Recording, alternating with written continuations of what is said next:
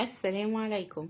ازيكم حبايبي؟ عاملين ايه؟ يا رب تكونوا بخير وفي احسن صحة واحسن حال. النهاردة ان شاء الله هنعمل بقى احلى صينية فراخ بالبطاطس على الطريقة القديمة، طريقة جدتي وجدتك. بجد كانت طالعة تحفة جدا وكان طعمها جبار وروعة. اتمنى يا رب تجربوها كده وتعجبكم. ولو اول مرة بقى بتشوفوا قناتي، يا ريت ما تنسوش الاشتراك في القناة، وكمان تفعلوا زر الجرس على الكل عشان يوصلكم مني كل جديد. زي ما انتوا شايفين معايا كده، البطاطس هنا كانت مستوية وماسكة نفسها، بس مستوية جدا مش مهرية يعني. والفراخ بقى كانت دايبة حرفيا، والله يا بنات كانت دايبة. هتشوفوا دلوقتي العظم بيطلع كده، عظمة الدبوس بتطلع بكل سهولة من وسط اللحم. وكانت بقى ريحتها ما اقولكوش، كانت قلب المطبخ عندي. زي ما انتوا شايفين كده كانت حلوة جدا جدا. اتمنى يا رب تجربوها وتعجبكم ان شاء الله. ويلا نبدأ. بسم الله. اول حاجة هنا عندي اوراق فراخ منضفاها كويس قوي وشايله منها اي زوائد دمويه واي حاجه كده غير مرغوب فيها عشان ما تعمليش اي زفاره. بعدين جبت ليمونه كده كبيره وبدات ان انا امسج بيها الوراك بتاعتي او ادلك بيها كده الوراك بتاعتي. واثناء ما انا بدلك بديها عصره كده عشان ينزل برضو عصير ليمون على الوراك. بتقضي بقى الليمونه دي على اي زفاره، او الليمون بشكل عام بيقضي على اي زفاره في الفراخ، وبتبقى ريحتها حلوه وما فيهاش اي ريحه زفاره. بصراحه ما بحطش ولا دقيق ولا اي حاجه تاني. عملت الكميه بتاعتي كلها هنا وركنتها على جنب. بعدين جبت بقى في الكبه بتاعتي بصلايه كده متوسطه، وحطيت عليها معلقه صغيره ملح، معلقه صغيره كزبره، نص معلقه فلفل. كل دي طبعا معالق صغيره. وكمان بشرة جوز الطيب، وحطيت كمان نص معلقه صغيره من الكمون زي ما انتوا شايفين كده معايا. تمام. و3 فصوص من الثوم. وابتديت ان انا افرمهم فرم ناعم جدا، عايزاها مفرومه ناعم جدا عشان احطها اتبل بيها الفراخ بتاعتي. تمام. جبتها كده بقى وبدأت ان انا اتبل الفراخ بتاعتي كده تحت الجلد وفوق الجلد زي ما انتوا شايفين. تمام. بجد دي الحركة دي بتفرق جدا في طعم الفراخ، وبتبقى كده ريحتها حلوة وانتي بتاكليها، ما بتبقاش فيها يعني اي ريحة حاجة غير مرغوب فيها تحبي ان انتي تاكليها. تمام. زي ما انتوا شايفين كده بحط البصل او خلطة البصل دي جوه الوراك.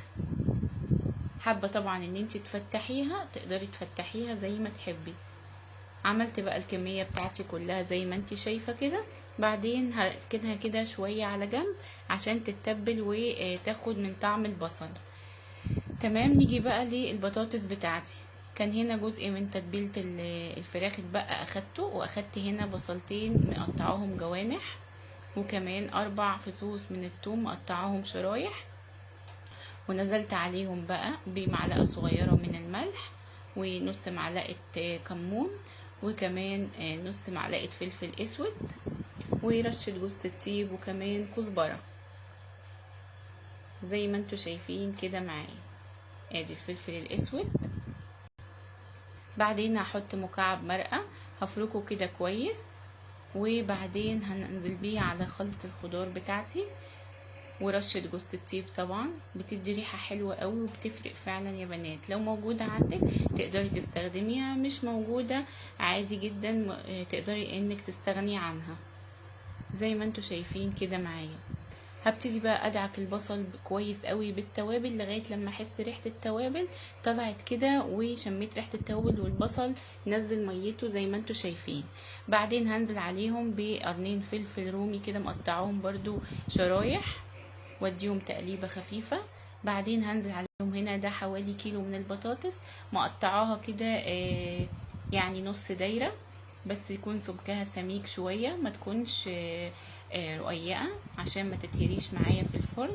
واديها برضو تقليبه كده مع الخضار بتاعي زي ما انتوا شايفين. تمام. بعدين هركنها على جنب زي ما انتوا شايفين. هاجي بقى للفراخ بتاعتي. سخنت هنا صينيه على النار، على نار عاليه، وحطيت فيها معلقه سمنه ورشه من الملح، وبدات اشوح الوراك بتاعتي هنا. طبعا انا ما بحبش انزل الوراك فوق صينيه الفراخ نيه، لاني ما بتعجبنيش بصراحه، بحسها يعني ايه، ريحتها مش احسن حاجه. فالحركه دي بتمنع تماما اي زفاره. بدي تشويحه كده للفراخ زي ما انتوا شايفين معايا، بديها كده لون ذهبي على الناحيتين، بتقفل المسام بتاعتها بحيث لما احطها على البطاطس ما تنزلش عليها اي زفاره، وما تعمليش كمان اي زفاره في الصينيه كلها. تمام، زي ما انتوا شايفين كده معايا، على الناحيه دي وعلى الناحيه دي شويه، دقيقه كده ودقيقه على الناحيه التانية، لغايه لما بتاخد اللون الذهبي كده. بعدين بقى برفعها على صينيه او على طبق. تمام. طبعا اللي نزل في الصينية ده من البصل اللي موجود في الوراك بتاعتي زي ما انتوا شايفين. طبعا كل ده بهريز الفراخ اللي نزلت. هاخدها دلوقتي وهنزل عليها بالصلصة دي بقى حوالي نص لتر من عصير الطماطم المتسبك. دي كانت عندي في الفريزر، ما عندكيش متسبك تقدري تحطي حوالي نص كيلو من الطماطم، تضربيهم في الخلاط، بعدين تحطيهم وتحطي عليهم، تحطيهم في بوله كده، تحطي عليهم معلقه صغيره سكر، ملح، فلفل اسود، كمون، كزبره، وتديهم كده تقليبه. بعدين تنزلي بقى على مكان الفراخ كده بحيث تاخدي كل الطعم في الصلصه اللي هنسقي بيها صينيه البطاطس بتاعتنا. هزود كده حبة مية كمان مكان الصلصة وانزلهم على الصينية واسيبها كده تغلي غلوة. هنا كانت غلت غلوة. طبعا ظبطت الملح وكل حاجة. وهاخد بقى الصينية بتاعتي كده وهنزل بيها بخليط البطاطس اللي انا عملته زي ما انتوا شايفين كده معايا. هديها تقليبة. ريحتها كانت حلوة جدا وهي لسه نية. هبتدي بقى ارص الوراك بتاعتي كده على الوش. ما كانش فيه ريحة اي زفارة تماما، انا مش شامة غير ريحة حلوة وانا بعمل الصينية دي بجد. تمام، رصيت كده الاوراق بتاعتي على الوش. تمام زي ما انتوا شايفين. بعدين بقى اي حاجة نزلت من الفراخ طبعا ما برميهاش، ده العصورة بتاعت الفراخ بكبها على وشها وبديها رشة فلفل اسود كده وملح. بعدين بحط كده قرن فلفل حامي في النص واغطيها يا اما بفويل يا اما بغطا. انا ما كانش عندي فويل فغطيتها بغطا حله على مقاس الصينيه، واديها كده رشه زيت على الوش. وبعدين ادخلها فرن ساخن مسبقا على اعلى درجه حراره على اول رف في الفرن، واسيبها تستوي. بعد بقى ما بتستوي زي ما انتوا شايفين كده معايا. مع السلامه.